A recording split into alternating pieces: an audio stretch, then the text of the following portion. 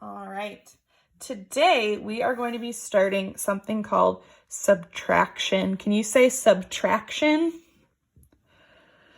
Before, we have been learning about something called addition. And addition we talked about was putting groups together and making our groups bigger. In subtraction, we are doing the opposite of that. We are making our groups smaller.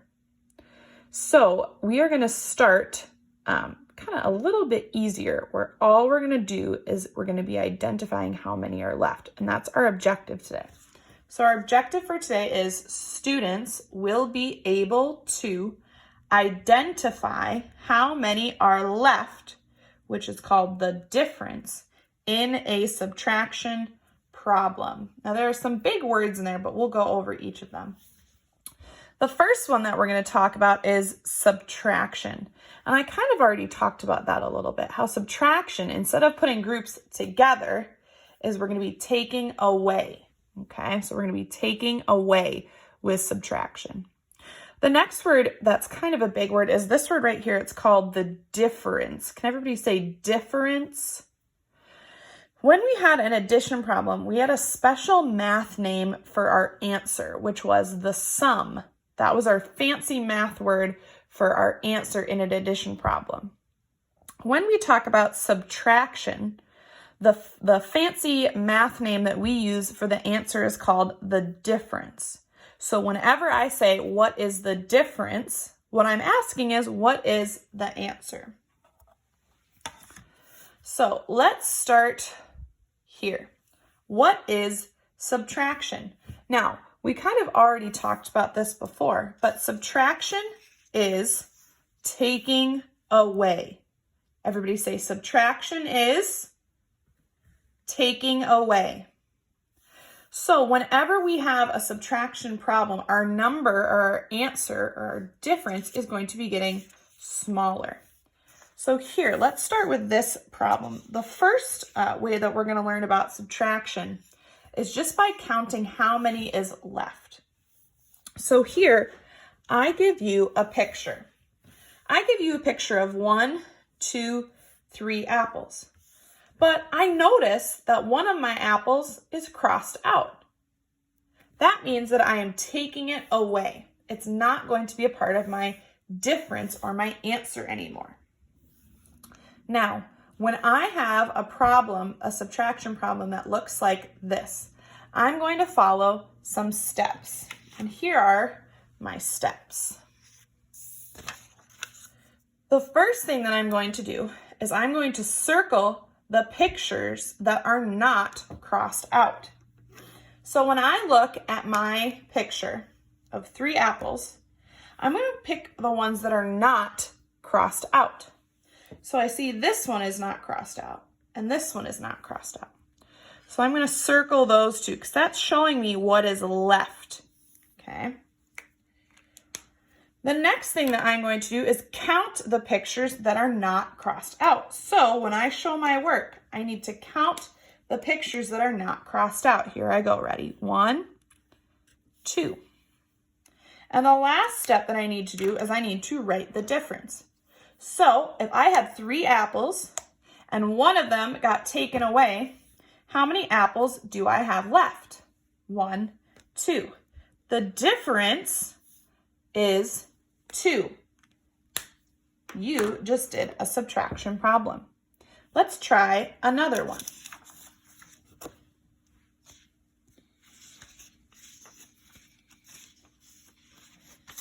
Let's try this one. All right. So I'm going to look at my picture. Okay. So it looks like I have 5 pieces of pizza. I have 5 pieces of pizza. But it looks like I took away 2 of them. And I want to know how many pieces of pizza are left. What's the difference? Well, the first thing that I need to do is circle the pictures that are not crossed out. So I see that these pieces are not crossed out. I wouldn't want to circle these because they are crossed out. We almost need to pretend that they're gone. The next thing that I need to do is count the pictures that are not crossed out. So I'm going to count the pictures that are not crossed out, and I circled those. 1, 2, 3. And the last thing that I need to do is write the difference, write my answer. So if I had 5 pieces of pizza and I took away 2 of them, how many did I have left? 1, 2, 3. My difference is 3.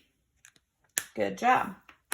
Let's try another one. This one might be a little bit more difficult. All right. So I have some cotton candy. Well, it looks like I have 2 cotton candies, and both of them are crossed out. Well, let's go through my steps. I need to circle the pictures that are not crossed out. Do I have any pictures that are not crossed out? No, they are all crossed out. Well, if I don't have any that are circled, are there any that I can count? No, there are not any that I can count. So how many cotton candies do I have left? I have 0 cotton candies left. I don't have any. We can even practice that with our fingers. So let's do that together. Pretend you have 2 cotton candies. Now take away both of them. 1, 2. How many do you have left? 0. You have 0 cotton candies left. That one was kind of a tricky one. Let's try this one. I have 2 donuts, and I don't see any that are crossed out. So I need to circle the pictures that are not crossed out. I can do that. I see these donuts are not crossed out. Now I need to count the pictures that are not crossed out. 1, 2. Now I need to find the difference. So how many were not crossed out? How many are left? 1, 2. So my difference is 2. I can even do that with my fingers. Show me 2 fingers, which are going to represent our 2 donuts. Now, I didn't cross out any of those. I didn't take away any of those. So how many are left? 2, that's right. 2 are left. All right, let's try this one. I have 1 pretzel. Well, the first thing that I need to do is circle the pictures that are not crossed out. Are there any pretzels that are not crossed out? No, all of the pretzels are crossed out. So can I count any pretzels? No. So how many pretzels are left? 0. There are 0 pretzels left. I don't have any left. All right, let's try one more together. I have some yummy cookies. I need to circle the pictures that are not crossed out. I can do that. I'm going to circle the pictures that are not crossed out. None of those are crossed out. Now I need to count the pictures that are not crossed out. Here I go. 1, 2, 3, 4. And my last thing that I need to do is write my answer. So how many cookies do I have left? 1, 2, 3, 4. 4. Good job. Today, we were able to identify how many are left, which is the difference in a subtraction problem. And the best way to do that is by showing your work. And in order to show our work, the first thing that we need to do is circle the pictures that are not crossed out, count the pictures that are not crossed out, and then we can write our answer. You need to get out your Learn at Home math book, and it looks like this. So go ahead and get out your Learning from Home math book, okay? You're going to open up to the first page, which looks like this. This shows you how to do the problem, okay?